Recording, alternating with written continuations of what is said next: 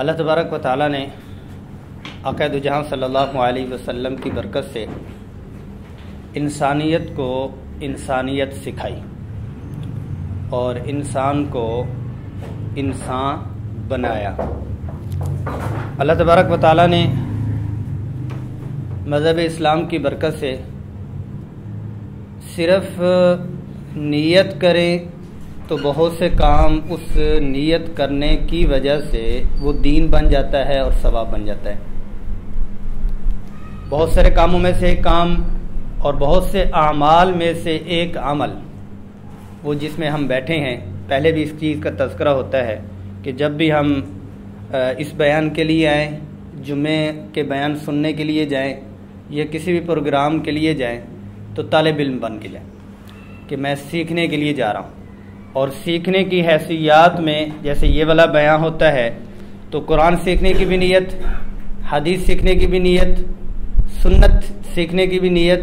اور احساس ہمدردی اور سیرت سیکھنے کی بھی نیت کر کے نکلیں گے۔ بیان کے لیے تو ویسے ہی آ رہی ہیں لیکن حیثیت یہ ہو جائے گی کہ طالب علم بن کے نکلیں گے۔ طالب علم کی جتنے فضائل ہیں وہ سارے فضائل ہمیں اس عمر میں اور اس تھوڑے سے وقت میں بھی مل سکتے ہیں، وہ نیت کی بنیاد پہ۔ آج کی جو ہماری گفتگو ہے وہ رسول اللہ صلی اللہ علیہ وسلم کی مہمان نوازی، آپ صلی اللہ علیہ وسلم کا مہمانوں کے لیے جو فرامین ہے وہ، اور مہمان آ جائے تو اس کے ساتھ کیا کرنا ہے، اور مہمان اگر ہم خود بن جائیں تو ہم نے کیا کرنا ہے، اس کے اوپر احادیث میں اور قرآن میں جو بات آئی ہے اس پہ انشاءاللہ العزیز آج بات کرتے ہیں۔ رسول اللہ صلی اللہ علیہ وسلم کے اوصاف حمیدہ میں سے اور آپ صلی اللہ علیہ وسلم کی صفات میں سے یہ ہیں کہ رسول اللہ صلی اللہ علیہ وسلم کی صفات آتی ہیں، کان رسول اللہ صلی اللہ علیہ وسلم اجود الناس بالخیر وکان اجود ما یکون فی شہر رمضان، کہ ابن عباس رضی اللہ عنہ فرماتے ہیں کہ رسول اللہ صلی اللہ علیہ وسلم تمام لوگوں میں سب سے زیادہ سخی تھے، تمام لوگوں میں سب سے زیادہ سخی رسول اللہ صلی اللہ علیہ وسلم تھے۔ اور انس بن مالک فرماتے ہیں کانا رسول اللہ صلی اللہ علیہ وسلم احسن الناس، لوگوں میں سب سے زیادہ خوبصورت صورت کے اعتبار سے اور اخلاق کے اعتبار سے عقائد جہاں صلی اللہ علیہ وسلم تھے۔ اور وکان اجود الناس وکان اشجع الناس، لوگوں میں سب سے زیادہ سخی، لوگوں میں سب سے زیادہ سخاوت کرنے والے، خرچ کرنے والے، واشجع الناس، اور لوگوں میں سب سے زیادہ بہادر اور شجاعت آپ صلی اللہ علیہ وسلم میں بہادری پائی جاتی تھی۔ یہ رسول اللہ صلی اللہ علیہ وسلم کی صفات میں سے ہے۔ آپ صلی اللہ علیہ وسلم جب نبوت کا اعلان اور نبوت کے لیے وحی نازل ہو چکی تو رسول اللہ صلی اللہ علیہ وسلم حضرت خدیجہ رضی اللہ عنہا کے پاس گھر میں تشریف لائے، اور آپ صلی اللہ علیہ وسلم پہ خاص قسم کا روب تھا، کپکپی طاری تھی اور جسم مبارک تھر تھرا رہا تھا۔ تو آپ صلی اللہ علیہ وسلم زملونی زملونی فرما رہے تھے، مجھے کمبل دے دے۔ تو حضرت خدیجہ رضی اللہ عنہا نے آپ صلی اللہ علیہ وسلم کو ایک تسلی دی کہ آپ پریشان نہ ہوں، آپ کے پاس فرشتہ آیا، آپ کو ذمہ داری سونپی گئی اور آپ یہ کام بڑے آسان انداز میں کر پائیں گے، کیونکہ کہ جواب میں حضرت خدیجہ رضی اللہ عنہا نے آپ صلی اللہ علیہ وسلم فواللہ انک لتصل الرحم، اللہ کی قسم آپ تو رشتوں کو جوڑنے والے ہیں اور آپ سچی بات کرنے والے ہیں، اور وتحمل الکل، اور جو لاچار اور بے چار آدمی ہوتا ہے اس کے بوجھ کو آپ اٹھانے والے ہیں، اور وتکسب المعدوم، اور جس کے پاس کپڑا نہیں ہوتا، تنگ دست ہوتا ہے، اس کے تن کے اوپر کپڑا نہیں ہوتا، آپ اس کو کپڑا پہنانے والے ہیں، وتقر الضیف، اور آپ مہمان نوازی کرنے والے اور ان کو کھلانے پلانے والے ہیں، اور وتعین علی نوائب الحق، اور حق کی بات کرنے پر اور حق پہ جب ٹائم آتا ہے تو آپ حق کی اعانت کرتے ہیں۔ رسول اللہ صلی اللہ علیہ وسلم کی صفات، یعنی یہ والی صفات کس وقت دہرائی جا رہی ہیں؟ جب رسول اللہ صلی اللہ علیہ وسلم اعلان نبوت فرما رہے ہیں، تو مطلب یہ ہے کہ اعلان نبوت سے پہلے یہ ساری صفات رسول اللہ صلی اللہ علیہ وسلم میں اتم درجے میں پہلے سے موجود تھیں، پہلے سے ہی یہ موجود تھیں، اس وقت میں صرف دہرایا جا رہا۔ اچھا، یہی چیز آگے موضوع کو بڑھاتے ہیں، بات کرتے ہیں۔ یہی چیز جب حضرت ابوبکر صدیق رضی اللہ عنہ کو مکہ والوں نے تنگ کیا تو وہ ہجرت کرنے لگے۔ بخاری شریف میں ان کا واقعہ ہے۔ تو جب ہجرت کرنے لگے، ابن الدغنہ کے نام سے ہے، بخاری شریف میں اس کی تفصیل آتی ہے، تو وہ مکہ کے دروازے پہ پہنچ گیا، بھی آپ کہاں جا رہے ہیں؟ کہا کہ یہ مکہ والے اب رہنے نہیں دے رہے، میں ہجرت کرنے لگا ہوں۔ تو یہی سارے الفاظ کہ آپ یہ کرتے ہیں، آپ یہ کرتے ہیں، 4 سے 5 6 7 صفات یہ جتنی ہیں، یہ ساری کے ساری صفات ابن دغنہ نے ابوبکر صدیق رضی اللہ عنہ کو دہرا دیں۔ آپ تو یہ کرنے والے ہیں، آپ کو ہم مکہ سے جانے نہیں دیں گے۔ یعنی جو رسول اللہ صلی اللہ علیہ وسلم کی صفات، وہ یار ابوبکر صدیق رضی اللہ عنہ کی صفات بھی ہیں۔ ان میں نمایاں پہلو کیا ہے کہ آپ مہمان نواز ہیں اور مہمانوں کو کھلانے پلانے والے ہیں۔ اس میں وہ تفصیل ہے ایک ایک بات کے اوپر۔ آپ صلی اللہ علیہ وسلم سہل ابن سعد رضی اللہ عنہ فرماتے ہیں کہ ان اللہ کریم یحب الکرم، اللہ جل جلالہ کریم ہے، کرم کو پسند کرتے ہیں۔ اب کریم اور کرم کا ترجمہ اردو میں ہے ہی نہیں، کریم اور کرم کا کہ اللہ پاک نرم ہے، نرمی کو پسند کرتے ہیں، اللہ پاک اچھے ہیں، اچھائی کو پسند کرتے ہیں، یعنی کریم اور کرم کا ترجمہ اردو میں ہم نہیں کر سکتے۔ وَيُحِبُّ مَعَالِيَ الْأَخْلَاقِ وَيَكْرَهُ صَفَاسِفِهَا۔ اچھا، آپ اللہ جل جلالہ اعلیٰ اخلاق کو پسند کرتے ہیں، اور جو نیچے سطحیت ہوتی ہے اور گراوٹ ہوتی ہے، گھٹیا پن ہوتا ہے، اللہ جل جلالہ اس کو پسند نہیں فرماتے۔ ان اللہ کریم یحب الکرم، کرم کو ہی، جود اور سخاوت کو ہی اللہ جل جلالہ پسند فرماتے ہیں۔ آپ صلی اللہ علیہ وسلم نے جو مہمان ہے اور مہمان کے اکرام کو علامات ایمان میں سے فرمایا۔ گزشتہ جو ہمارا چلا ہے ایک موضوع، وہ تھا ہمسائے کے اوپر، اور ہمسائے کی علامات میں سے ایمان کی علامت بتلایا تھا۔ تو مہمان کے اکرام پہ بھی آپ صلی اللہ علیہ وسلم نے علامت ایمان فرمایا۔ من کان یؤمن باللہ والیوم الآخر فلیکرم ضیفہ، جو کوئی اللہ پر، اللہ کے آخرت کے دن پر ایمان رکھتا ہے، اس کے پاس جب مہمان آئے تو وہ مہمان کا اکرام کرے اور مہمان کی تواضع کرے، خاطرداری کرے، اور مہمان کو حت الوسع، اپنی وسعت کے مطابق کھلائے پلائے۔ آپ صلی اللہ علیہ وسلم کے بہت سارے صفات غزوہ تبوک میں بھی اور دوسری مواقع پر بھی ہیں کہ آپ صلی اللہ علیہ وسلم ہر موقع پہ ہمیشہ کے لیے مہمانوں کے لیے جہاں کھلاتے پلاتے تھے وہاں بھی طلاقت الوجہ اور چہرے کی کھلکھلاہٹ سے بھی ملتے تھے۔ آگے بات بھی اس کی آنی ہے۔ اب آپ صلی اللہ علیہ وسلم نے کچھ حدود بتلائی ہیں کہ مہمان کا کیا حد ہے اور کتنی دیر مہمان رہ سکتا ہے۔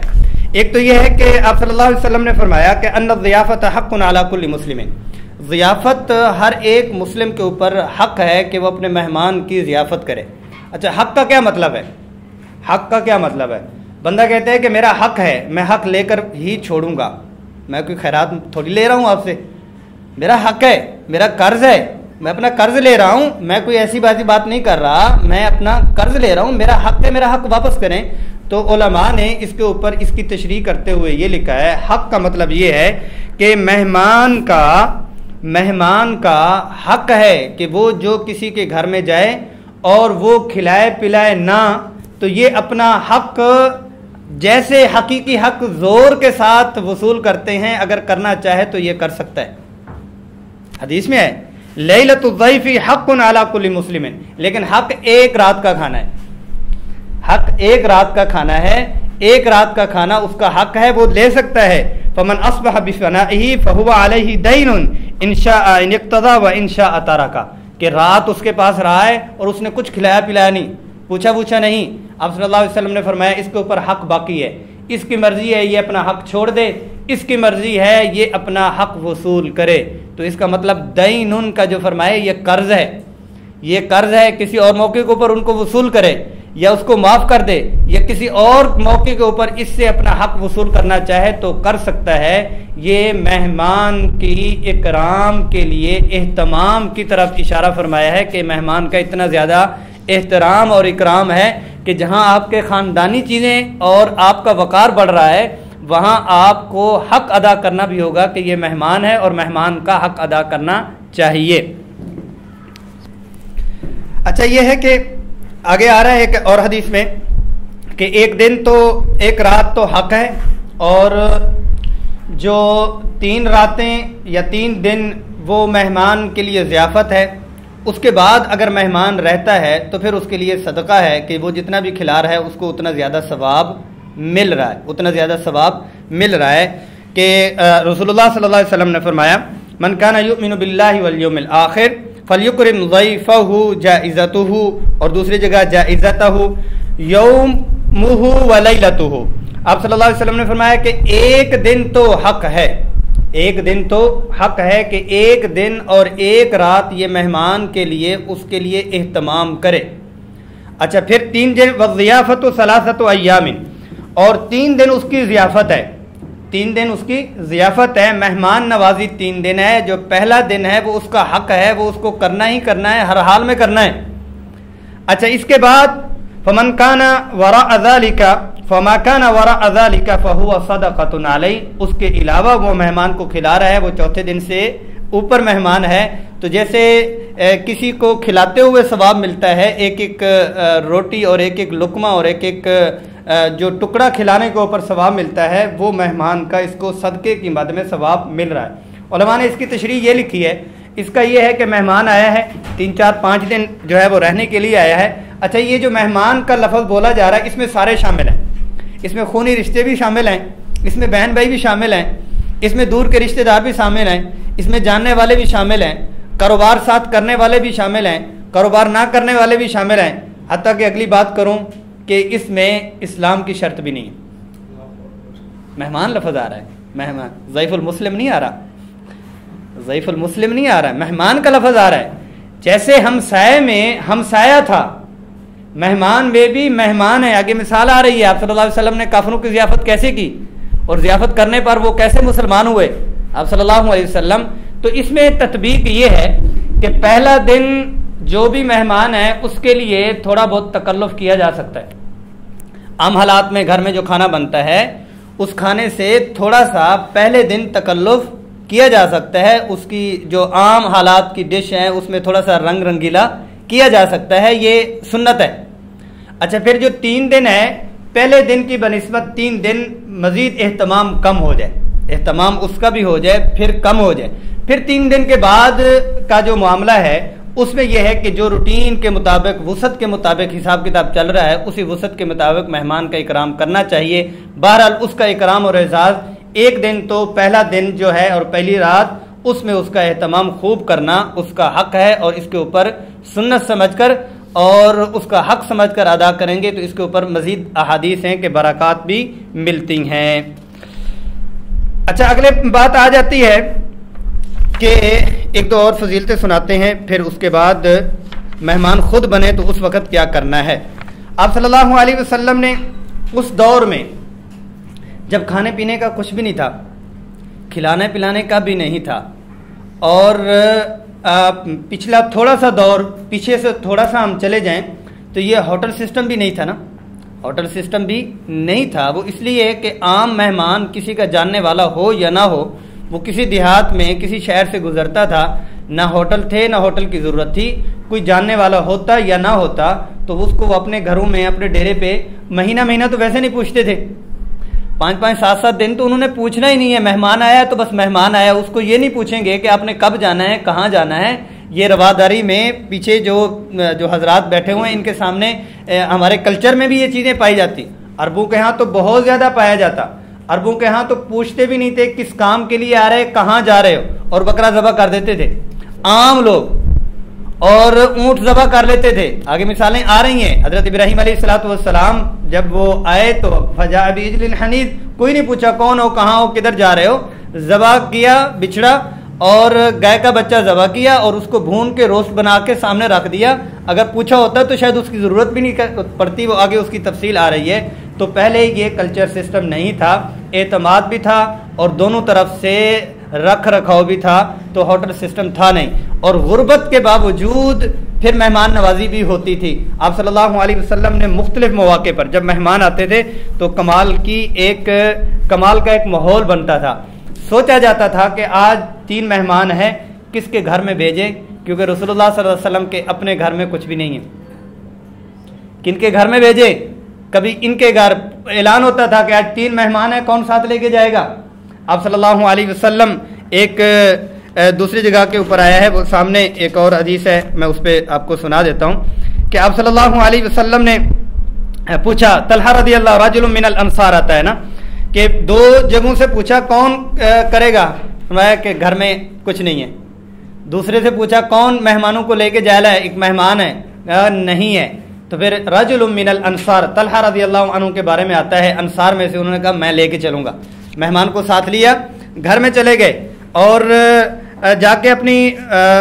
بیگم سے پوچھا کیا ہے کھانے کے لیے.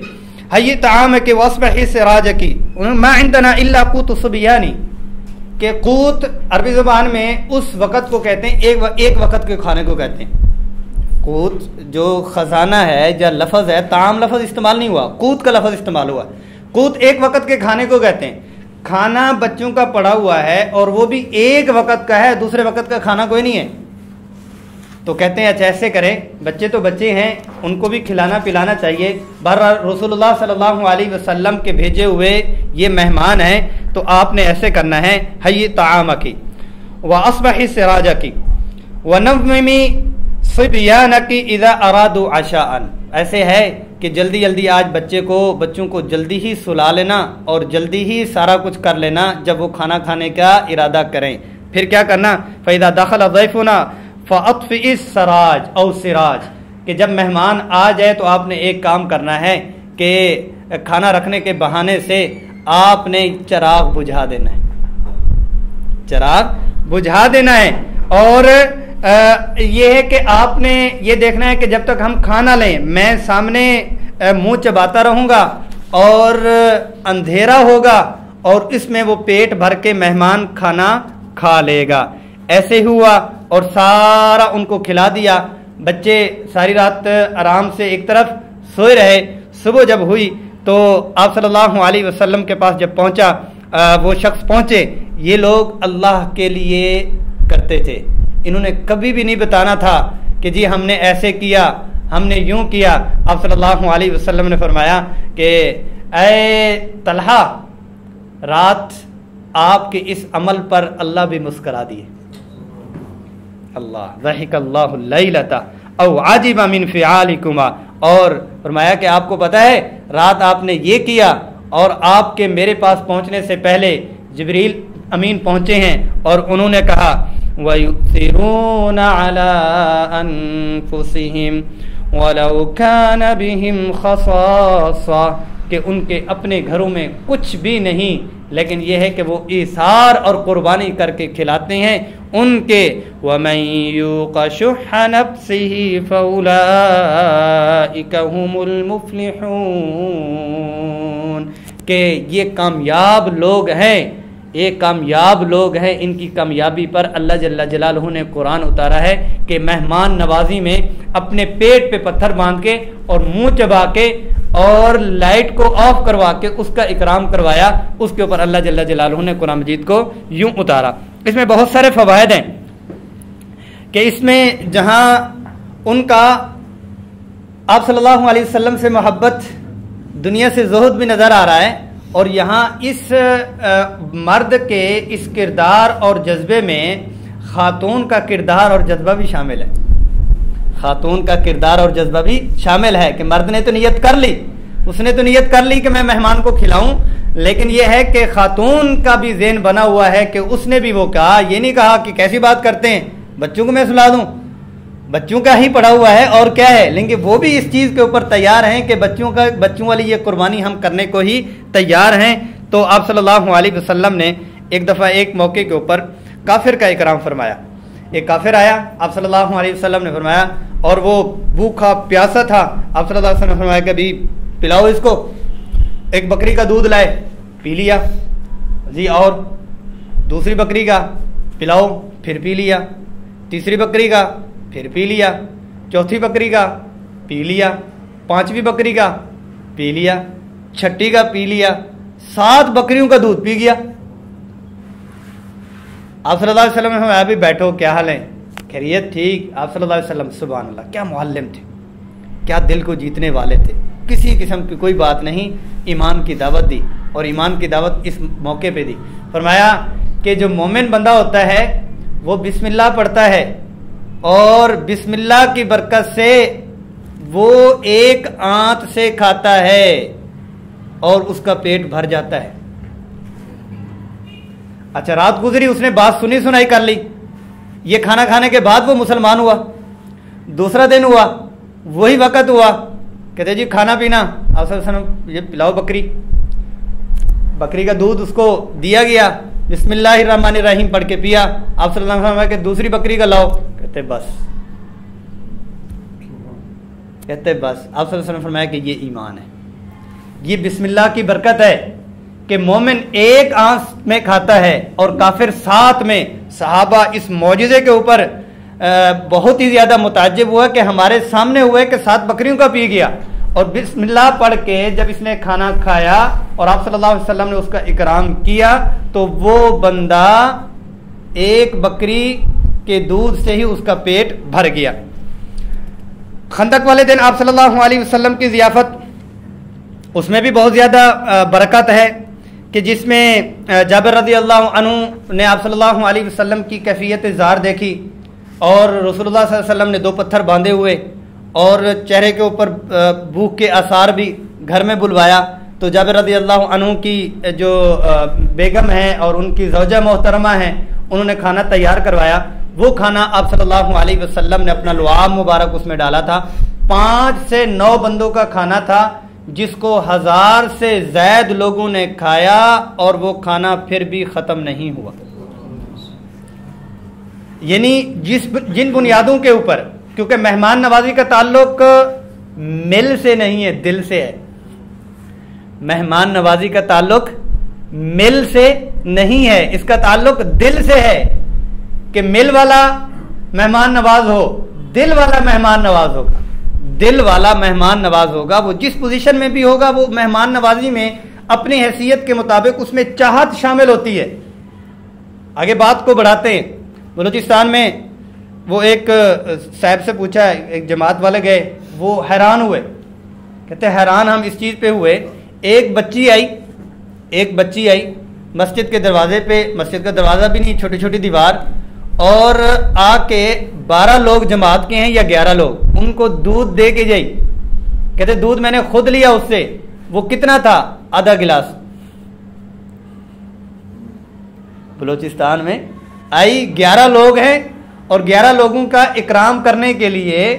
آدھا گلاس وہ دودھ لے کر آئی کہ یہ دودھ آپ لے لیں۔ یہ ہے وَلَوْ كَانَ بِهِمْ خَصَاصَةٌ، یہ ہے دل، کہ ان کی بکری نے اتنا ہی ان کو دودھ دیا، تو انہوں نے کہا کہ یہ اللہ کے مہمان آئے ہوئے ہیں، ہم ان کو ہی یہ دے دیں اور ان کو یہ کھلا پلا دیں، تو اس کے اوپر اللہ جل جلالہ ان کو جو برکات اور سکون راحت عطا فرماتے ہیں۔ وہ جو خرچ کرنے والے ہوتے ہیں انہی کو ہی پتہ ہے،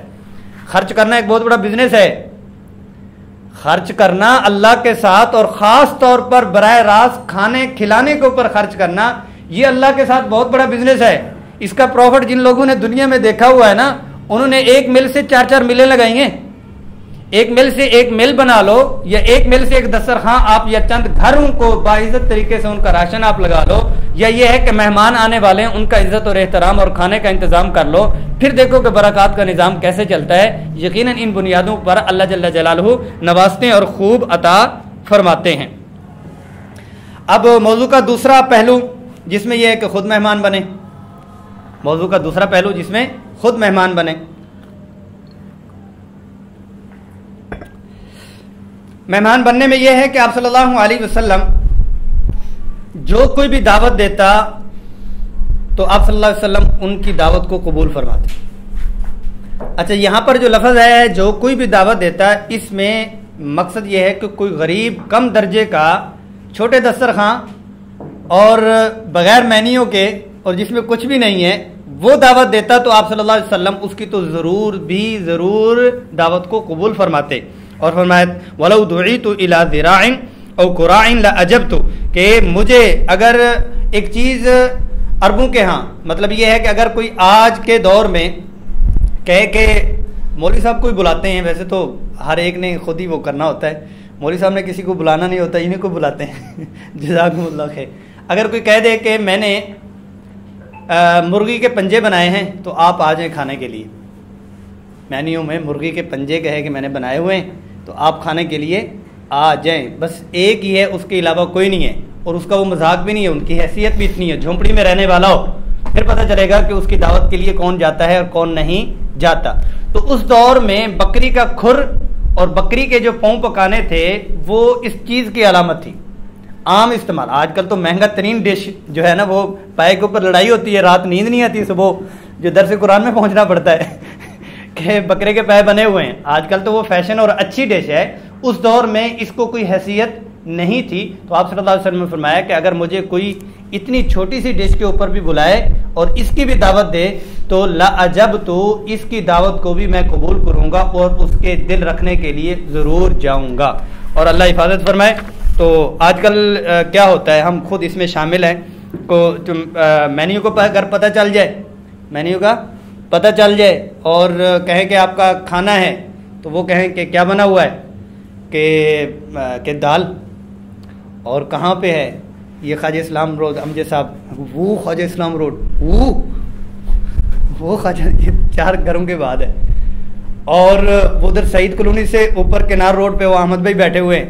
اور وہ کہیں کہ بھئی فش ہے اور روسٹ بروسٹ ہے اور کیا کچھ ہوتا ہے، چھوٹا بڑا ہے، تو یہ جی ابھی فوراً جاتے ہیں جی، اتنا دور ہی نہیں ہے۔ مطلب یہ ہے کہ دوری کی اور قربت کی صرف اور کھانے پینے کی چیز رکھی گئی ہے، اصل میں بنیادی طور پر یہ ہے کہ اگلے بندے کا دل رکھنے کے لیے جانا، اگلے بندے کا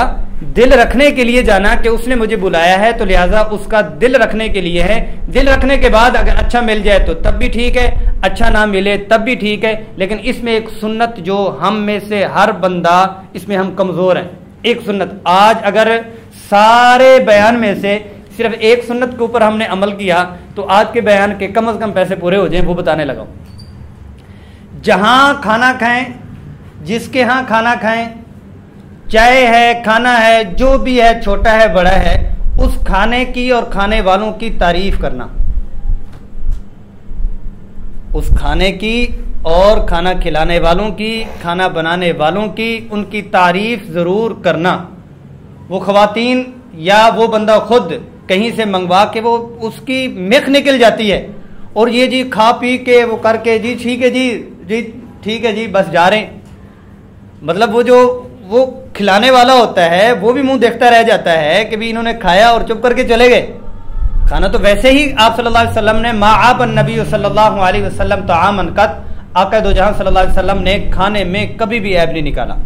کبھی عیب نہیں نکالا، اور تعریف کی ہے، اور کھانا بنانے والوں کی تعریف کی ہے، کھانا پکانے والوں کی تعریف کی ہے۔ تو اس میں یہ ہے کہ یہ سنت اپنے گھر میں ویسے بھی کھانے کی سنت، کھانے کی تعریف میں اپنے گھر میں عام عمومی حالات میں بھی ہوں تو کھانے کی تعریف ہے، اور خاص طور پر جو مہمان اور مہمانوں کے مہمان بن کے جائیں تو اس کھانے کی تعریف ضرور کریں کہ ماشاءاللہ بہت اچھا، ماشاءاللہ بہت چاہت کے ساتھ بنایا گیا، بڑی محنت کے ساتھ بنایا گیا۔ وہ اپنے اپنے ماحول کے مطابق بہت سارے جملے ہو سکتے ہیں، ان جملوں میں حوصلہ افزائی ان کی خوب کر کے نا، چائے ہی ہے، واہ جی واہ، چائے میں تو چاہت کی پٹی ڈالی ہوئی ہے، بڑی بہترین چائے ہے جی، مٹھائی تو اسپیشل آپ نے منگوائی ہے، اور جی آپ نے تو یہ جی بریانی تو با کمال ہے۔ مطلب کوئی بھی چیز آپ کھا رہے ہیں تو ان کی کچھ نہ کچھ ان کے، اچھا آپ تعریف کریں پھر ان کا چہرہ دیکھیں، تعریف تصنعاً بناوٹاً بھی کہیں گے تب بھی اس کے اثرات ہوں گے، اور اس وہ والے جملے اگر گھر میں اندر بنانے والوں کے پاس پہنچیں گے کہ مہمان تو بہت خوش گئے، ان کو تو بہت کھانا پسند آیا، اور ان کی تھکاوٹ ویسے ہی دور ہو جائے گی اور سنت کے اوپر بھی عمل ہو جائے گا۔ اس کے اوپر ہم نے ضرور جب بھی مہمان جائیں تو یہ کریں۔ دوسرا پہلو یہ ہے کہ جب بھی مہمان جائیں تو مہمان جاتے ہوئے ان کی کسی چیز کو کم نہ سمجھیں، اس نے اپنی وسعت کے مطابق آپ کو 1 ڈش ہے یا اپنی وسعت کے مطابق آپ کو اچار لسی رکھ دی ہے، اپنی وسعت کے مطابق اس وقت اس نے جو بھی اس کو میسر تھا وہ رکھا ہے۔ آپ صلی اللہ علیہ وسلم نے دونوں پہلو پہ اوپر ان کی تعریف کی ہے۔ آپ صلی اللہ علیہ وسلم ایک غریب صحابی کے گھر میں گئے تو انہوں نے سرکہ رکھ دیا کھانے کے لیے۔ سرکہ مستقل طور پر اچار کے طور پر، یعنی آج کے دور کا اچار ہے، سرکہ استعمال ہوتا تھا اور وہ اچھا معیاری سرکہ ہوتا تھا۔ تو آپ صلی اللہ علیہ وسلم نے فرمایا نعم الطعام اور نعم الادام الخل، بڑا بہترین سالن ہے سرکہ، بڑا ہی بہترین سالن ہے سرکہ، اور اس کو سالن کے ساتھ ملا دیا، الادام کہہ دیا، سرکہ نہیں فرمایا، کہ ان کی دل جوئی فرمائی کہ آپ نے جو کیا یہ بہت اچھا ہے اور مجھے یہ پسند آیا ہے، تو ان کی دل جوئی کرنا یہ رسول اللہ صلی اللہ علیہ وسلم کی سنت، اور واقعی اس سنت کے اوپر بہت سارے ثمرات بھی ملتے ہیں۔ اس کے ثمرات میں سے ایک ثمرہ آپ کو بتلا دوں، وہ یہ ہے کہ دوبارہ آپ کو بلایا بھی جائے گا دوبارہ آپ کو بلایا بھی جائے گا، اور آپ نے ایک دفعہ اس طرح منہ اٹھا کے چپ کر کے آ گئے، دوبارہ جو ہے وہ اندر سے آپ کو سگنل کوئی نہیں ملا کہ وہ کھاؤ پیو پروگرام ہے تو وہ تو آگے مہمان اور اس کے آتے ہوئے آگے یہ ہے کہ مہمان جب جانا ہو، ایک تو یہ کہ تعریف ہے، اپنی وسعت کے مطابق ہدیہ لے کر جانا سنت ہے، ہدیہ لے کر جانا۔ پھر ہدیے میں آپ صلی اللہ علیہ وسلم نے جو فرمایا وہ یہ ہے کہ اگر بچے ہوں تو بچوں کا کھلونا لے کے جانا، بچوں کے لیے کوئی چیز لے کے جانا۔ آپ بڑے سے بڑا ہدیہ لے کر جائیں گے، بڑے کے لیول کا نہیں ہوگا،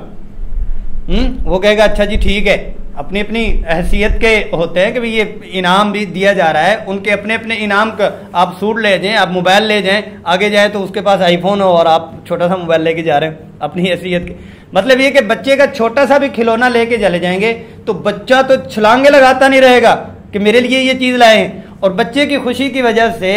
ماں بھی خوش، باپ بھی خوش، دادا بھی، دادی بھی، چاچو بھی، پوری کی پوری فیملی خوش ہے کہ بچہ خوش ہے، کہ بچے کے لیے کھلونا لے کے جانا اپنی وسعت اور اپنی حیثیت کے مطابق، خاص طور پر جو رشتہ دار بچے ہیں ان کے لیے لے کے جانا۔ اب پھر میں بات کو اسی طرح دوبارہ دہراؤں گا کہ یہ کھلونا لینا، لے کے جانا، اس میں پیسے کا تعلق نہیں ہے، اس میں پیسے کا تعلق نہیں ہے، اس میں جاب چھوٹی اور بڑی کا تعلق نہیں ہے، اس میں پیسے کم اور زیادہ کا تعلق نہیں ہے، اس میں دل کا تعلق ہے، چاہت کا تعلق ہے کہ آپ چھوٹا بڑا جتنی ہیں اپنی حیثیت کے مطابق ان کے لیے کوئی نہ کوئی گفٹ لے کے جا سکتے ہیں۔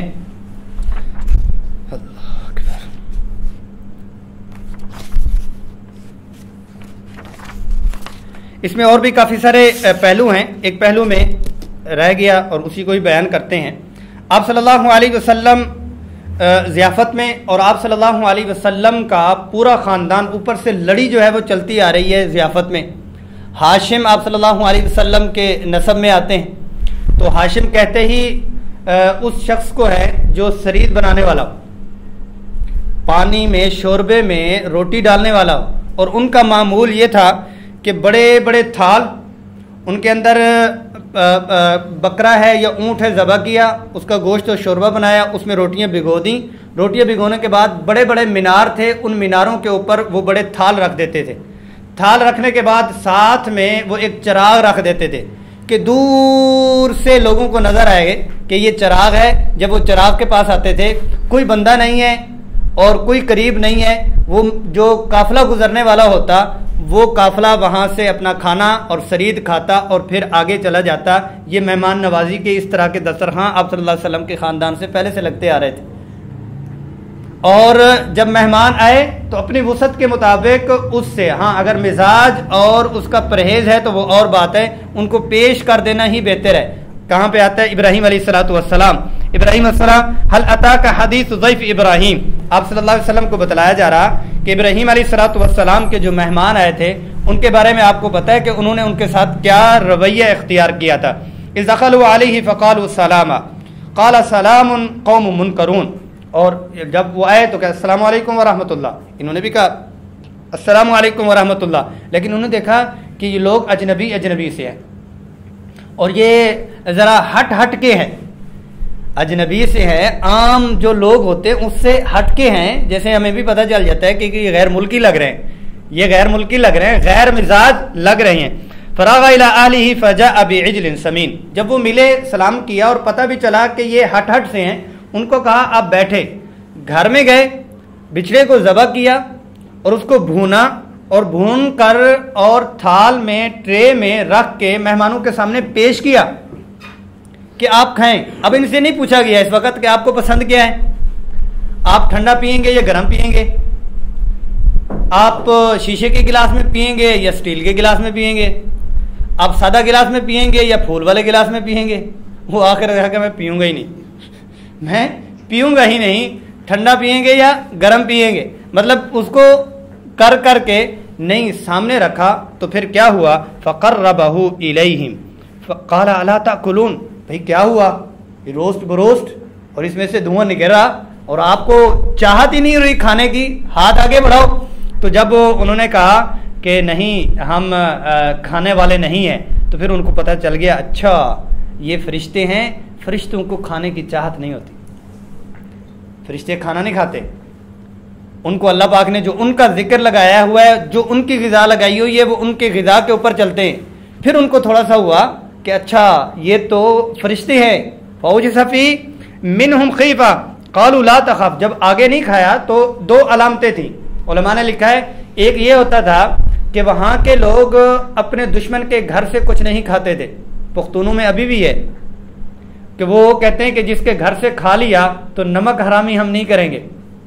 ہم پھر ان کے ساتھ وفا کریں گے۔ تو دشمن کے گھر سے کھاتا نہیں تھا اور وہ اپنی دشمنی کو پورا کرتا تھا، اور جب انہوں نے دیکھا کہ یہ تو کھا نہیں رہے